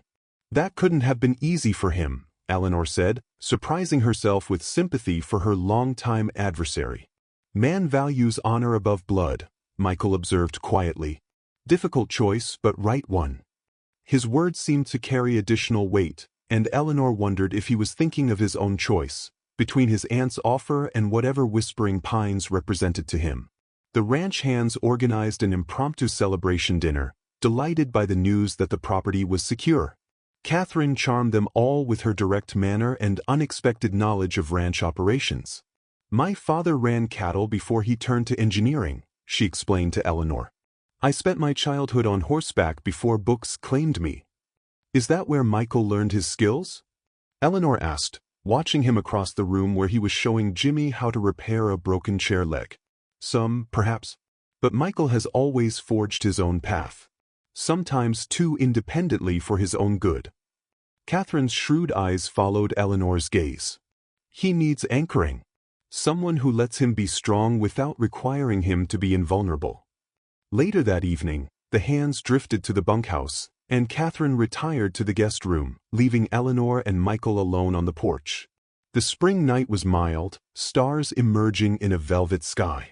I never properly thanked you, Eleanor said, breaking the comfortable silence. For what? Everything. Saving the ranch. Saving me. Believing I could do it when everyone else was waiting for me to fail. Michael looked uncomfortable with her gratitude. You would have found a way without me. Perhaps. But I'm glad I didn't have to. She hesitated. Have you decided? About your aunt's offer? His expression turned inward again. Been thinking on it. It's a remarkable opportunity. Returning to engineering. Doing what you were trained for. Yes. With family, Eleanor continued, each word an effort. In your field. Where your talents would be fully utilized. Michael studied her face. You think I should go? It wasn't quite a question, but Eleanor answered anyway. I think you should do what makes you happy. And if staying here would make me happy? Eleanor's heart stuttered. As a ranch hand? When you could be building dams, designing structures that would last generations. Not just a ranch hand. His voice deepened. As your engineer. Implementing those improvements I designed. Making Whispering Pines the most efficient ranch in the territory. Hope rose in Eleanor's chest, quickly tempered by practicality. I couldn't pay you what you're worth. What Willis Engineering would pay. Not about money. Then what is it about, Michael? He looked away, struggling to articulate something complex. After Milton Creek, I stopped trusting myself. My judgment. My abilities. His massive hands gripped the porch railing. Here I found it again. Not all at once. Bit by bit. Fence post by fence post. Eleanor waited, sensing there was more. You gave me that, he continued quietly. Trusted me when you had every reason not to. Saw more in me than just size. Because there is more, Eleanor said. So much more. Michael turned to her, vulnerability evident in his expression. Catherine wants me on the boulder project. Says it needs my expertise. And what do you want? Before he could answer, Catherine appeared in the doorway. I'm not interrupting, am I? No, Michael said, perhaps too quickly. Just talking about your offer. Ah. Catherine joined them, carrying something Eleanor hadn't seen before, a brass telescope on a collapsible tripod. I thought perhaps we might do some stargazing. The night is exceptionally clear. She set up the telescope with practiced ease, adjusting it toward the heavens. Michael built this for me on my 60th birthday, she explained to Eleanor. Perfect optics, custom ground. Eleanor glanced at Michael with new appreciation. Is there anything you can't make? Many things, he replied, but a hint of pride showed in his eyes. Catherine stepped back, gesturing Eleanor forward. Have a look. I've focused on the Pleiades, the Seven Sisters. Eleanor bent to the eyepiece, gasping at the crystal-clear view of stars impossibly distant yet seeming close enough to touch. It's beautiful, she breathed. Perspective is fascinating, isn't it?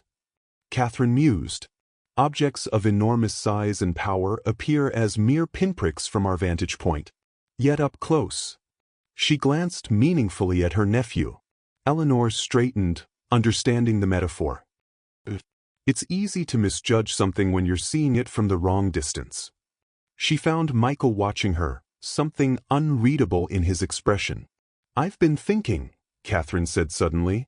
The boulder project needs an on-site engineer, but it also needs a remote consultant for the hydraulic calculations. Someone who could review plans, suggest improvements, without necessarily being present day to day. Michael's head turned sharply toward his aunt. What are you suggesting? That perhaps there's a middle path. One that allows you to contribute your expertise without leaving. Catherine gestured expansively. All this. A compromise, Eleanor said, understanding dawning. I prefer to think of it as optimization, Catherine replied with a small smile. Getting the best outcome with available resources. Good engineering, in other words. She excused herself shortly after, claiming fatigue from travel, leaving Eleanor and Michael alone again with the telescope between them. Would that work for you? Eleanor asked cautiously. Being a consultant rather than returning full-time? Michael considered the question with typical thoroughness. Could work. Would need a regular courier service for the drawings. Telegraph for urgent matters. But you could stay here? At Whispering Pines? His eyes met hers across the telescope. If that's what you want. It's not about what I want, Eleanor said, though they both knew that wasn't entirely true. It's about what's right for you. Under the vast canopy of stars, with perspective newly adjusted, Michael's reply was simple but profound. I'm beginning to think they might be the same thing.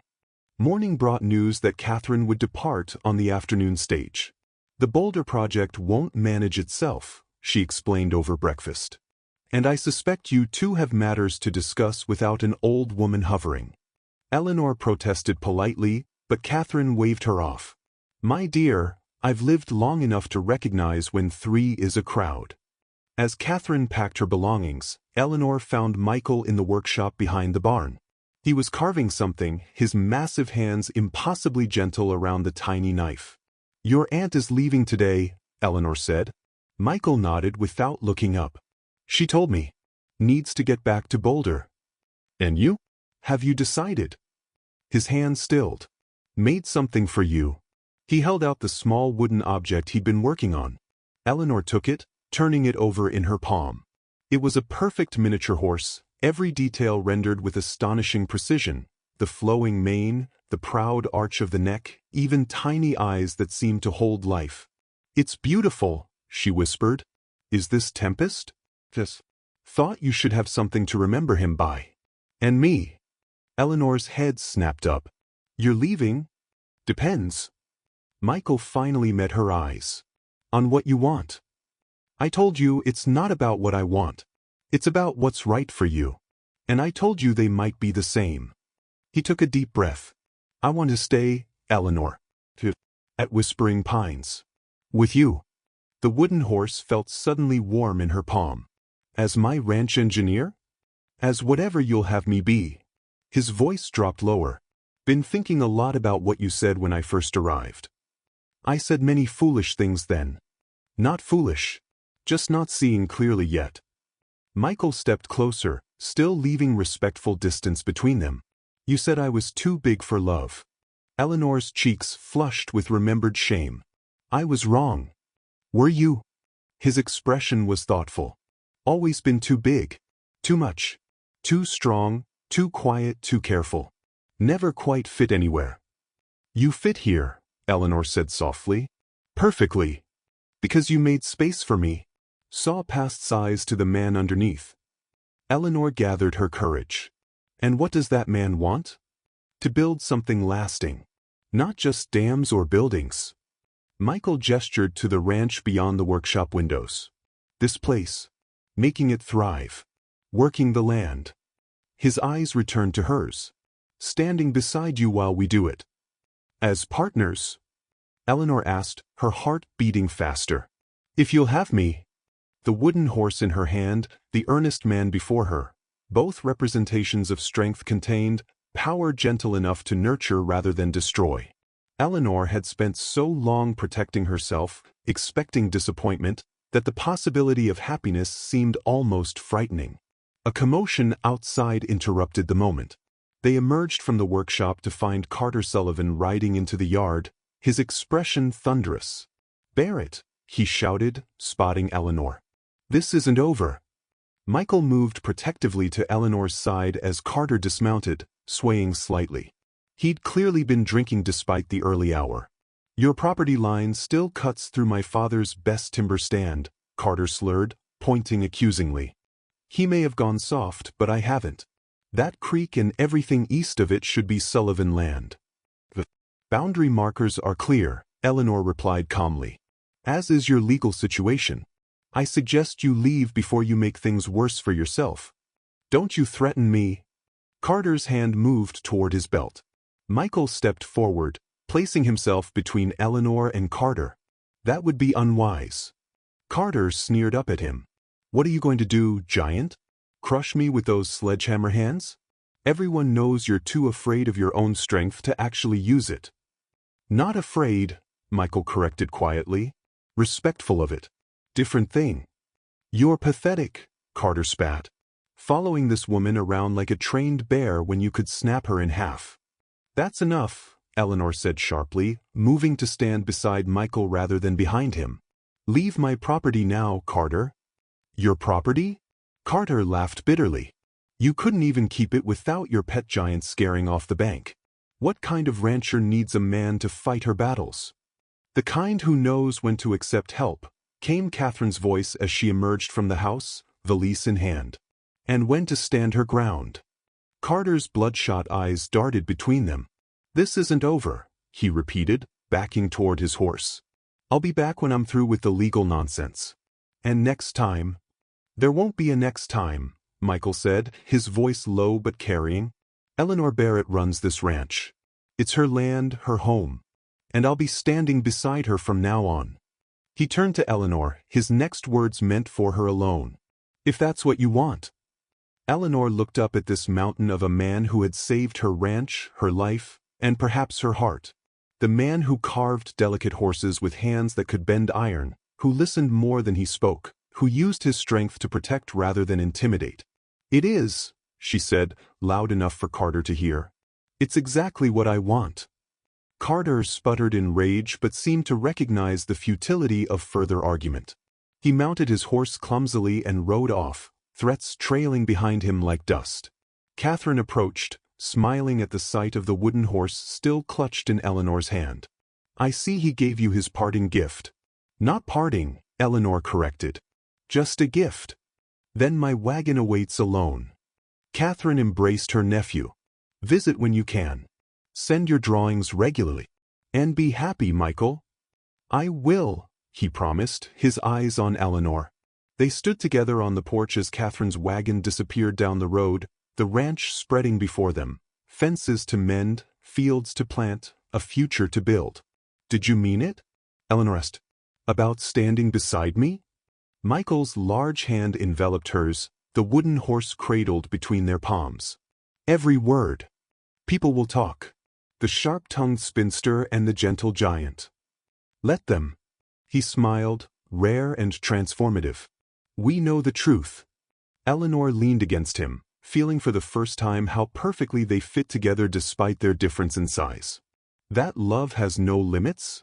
None at all, Michael agreed, his hand gently holding hers, exactly right in its proportion.